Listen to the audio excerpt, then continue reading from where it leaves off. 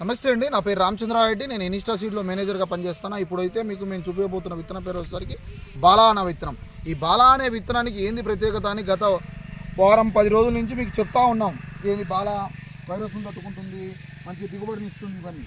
So వైరస్ని ఏ విధంగా తట్టుకుంటుంది అనే దాన్ని ఇప్పుడు మీకు చూపించబోతున్నాం.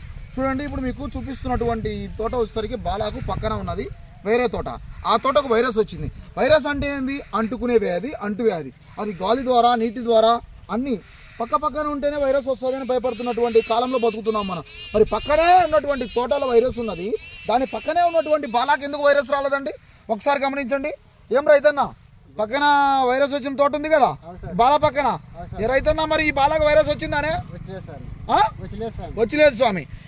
రైతు స్వామి, మరి వైరస్ అంటే ఏంది? పక్కన ఉంటే కానీ అంటుకుంటుంది, ఏమైనా భయం ఉంటుంది. మరి దీనికి ఎందుకు అంటుకోలేదు స్వామి? వచ్చలేదు. ఇప్పుడు రైతుకి ఏం కావాలి? వైరస్ తట్టుకోవడం ఒకటే కాదు కదా, వైరస్ తట్టుకొని దిగుబడి ఇస్తుందా లేదా? మరి ఆ దిగుబడి మనకు కనపడుతుందా ఏడా తోటలో? కాయ బాగా పట్టిందా? చూపిద్దాం. ఇది వైరస్ ను తట్టుకుంటూ దిగుబడిని ఇచ్చే దిశగా ప్రయాణిస్తున్నటువంటి బాలా విత్తనం స్వామి. మీరు అందరూ మళ్ళీ ఒకసారి చూడండి. పక్కనే ఏ గ్రాఫిక్స్ లేదు, ఏమీ లేదు స్వామి, వీడియోలోనే కనపడుతుంది. సాలు మాత్రమే దూరం, 2 అడుగుల దూరంలో వైరస్ ఉన్నటువంటి తోట.